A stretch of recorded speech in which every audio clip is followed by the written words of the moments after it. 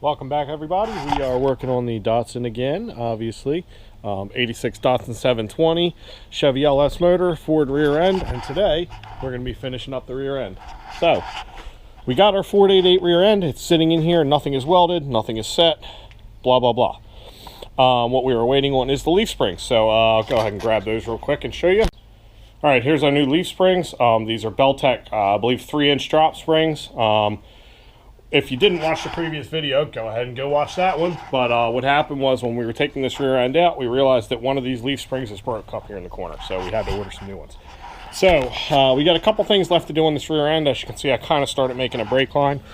That'll be in a future video. I'm having a little bit of trouble figuring out the brake system. Not the brake system itself, but how to route the lines is really giving me a heck of a time, but I think I figured out something that's going to look nice. So what we got to do is, first of all, we have to set the pinion angle. So we'll go over that. Once we get the new springs in, we'll set the pinion angle. And then the other thing we need to do is we need to weld something onto here to hold this guy. I don't know what we're going to do there. Maybe a bolt we can bolt it to just somewhere here. Just got to kind of go over that and figure out what we can do and where that's going to work. And then we need to fix these mounts here because these are the plates from a Ford Explorer, but I want to be able to adapt our Datsun shocks, which mounted a little bit different. So we're going to go ahead and figure out how to do that and then clean the whole thing up and paint it. So I'm going to get started on that and we'll see how it goes. We'll see how it goes as we go along here. First thing I'm going to do is get the old leaf springs out and put the new ones in, and we'll see where we go from there.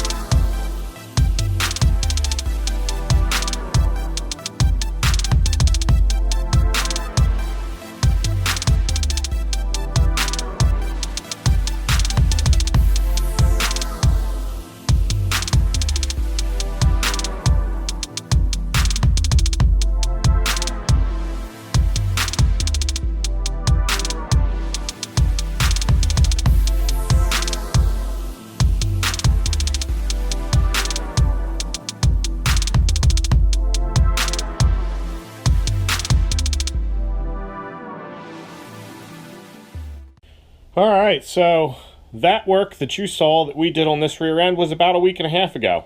What I was waiting on, it was two things. First of all, when we took the pins out of the front of the leaf springs, which they're supposed to look like this, they were destroyed. Well, that one over there was just completely destroyed.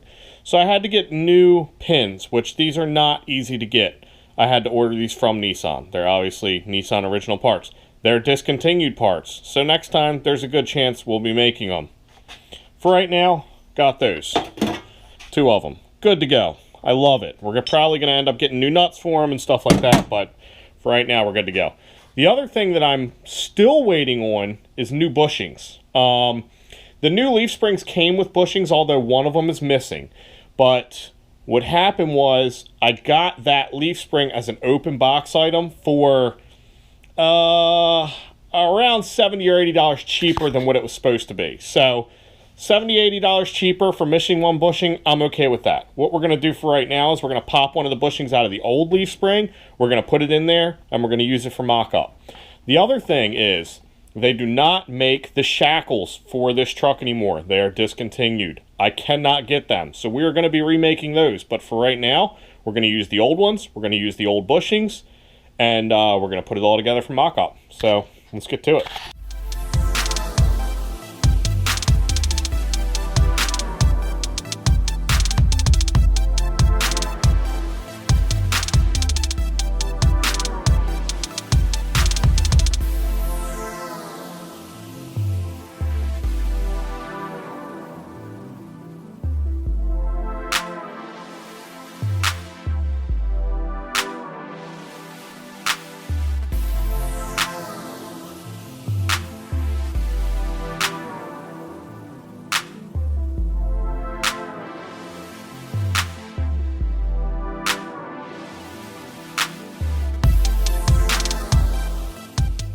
Alright, so I got the rear end back in, and I'm getting pretty pumped because it looks like it might almost be as low as it was before, which is going to be freaking awesome.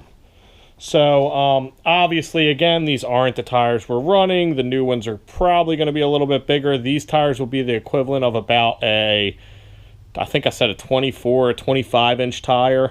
So, obviously, I haven't done calculations on research on what kind of tire, what size of tire we should use with the gearing and everything like that. So, might go up, might go down, depending on tire size. But the next thing that we need to do is set the pinion angle. So, basically what that means is it doesn't really have anything to do with the angle of your drive shaft. That's completely null and void up to, I want to say, about 30 degrees. What you want to happen is the angle that this output is at. So let's say it's at, 5 degrees down. You want this angle to match. That way, when you put your drive shaft in, the angle here and the angle there are the same angle. So I'm going to go ahead and what I got is basically this basic angle finder. So you just, kind of does one of these kind of things. It's probably not the most accurate thing in the world, but it's going to work for what we have to do. What we want to do is we want to have it within 3 degrees. We want to have them as close to the same as possible. I cut the top of this bar out so I could fit this gauge in here, but basically what you do is we pull this tail shaft out, we sit this on that tail shaft, and we measure the angle. And what I came up with is the angle there is about 1 degrees. So it's almost perfectly level, the way the truck sits right now, which is perfect. So, and that's 1 degree up, which isn't ideal, but, it's whatever.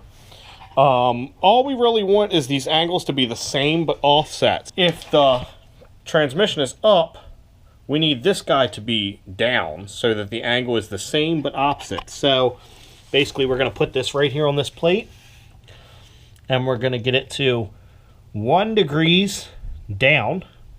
So here's a very crude diagram of what I did here. So the ideal drive shaft angle we want is 5 to 7 degrees. That way when it loads, it's pretty much even. Leaf spring cars, obviously, 4 lengths are different. But the more important thing is these 2 angles right here. So this angle, let's see here, this angle and this angle. So what I did was, this is pointed 1 degrees up. It's almost dead level. This is obviously an exaggeration. So we want this and this to be the same. So basically what I had to do was I had to point the rear end down 1 angle. 1 degree. Up 1 degree, down 1 degree. So that when our drive shaft runs through the middle, this angle and this angle are exactly the same. So that's what I did. And hopefully it works out. Like I said, that should give us, it was a crude measurement on the drive shaft angle, but that should give us an angle for the drive shaft of 6 to 7 degrees.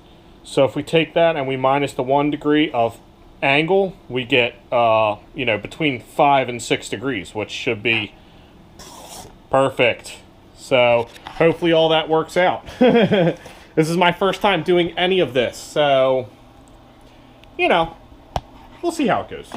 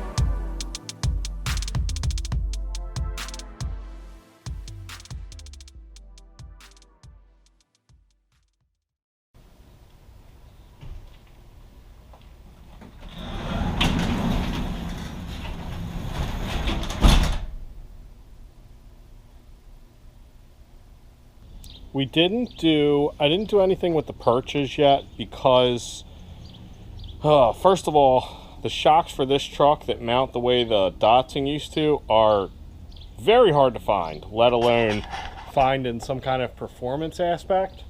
The newer kind of shocks actually mount the way those are, with a pin through the bottom and a pin through the top, or they're Fearson shocks.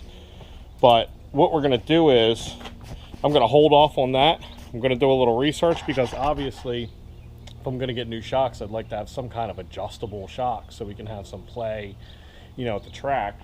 So I think I'm going to go ahead and do a little research on that, and then figure out, you know, what kind of shocks we're going to use, and then we'll go ahead and make some kind of mounting plate that attaches to our spots here. So I'm thinking, honestly, all we're really going to need to do, because the problem is these shocks used to kind of mount like this, and the Datsun ones mount like this. So we might just have to straighten this out here so that we can have a straight shot, you know, to mount a shock to. And we also actually might have to move this tower up or something. But, you know, we'll figure that out here soon, when we get to our suspension and bushings and stuff like that. But that's it for the Ford rear end. It's in, it's done, it's ready to go. It was supposed to be matte black, but I don't know if you can tell on camera, but it looks a little green, which is interesting because everything is a little green. Like, I don't know if you noticed, but the paint, the self-etching primer I got for that I used to spray the firewall and everything like that, is the cap looks gray, but when you spray it, it looks green. So I don't know what the deal is. Maybe the gods are telling me to paint this truck green. It's not gonna happen. But yeah, that's good enough for me. I mean, for a part that you're not really gonna see anyway. So, but pinion angle's set, everything's welded, we're good to go. Brake lines are all set up and pretty much ready to go. And yeah, that's going to be it for this video. So if you like my videos, like, share, comment, subscribe. I got a comment on Instagram the other day that I was ruining this truck. I mean, it does suck to have to completely chop up a Datsun truck like what I'm doing here, but you know, those of you who have been watching from the beginning of this build know that this thing was so rusted out and destroyed to begin with. I'm pretty much saving it. If it wasn't here, it'd probably be in a scrapyard somewhere. So, you know, let me know what you think in the comments. Am I destroying a Datsun truck, or am I saving it from the scrapyard? Thanks for watching. See you next time.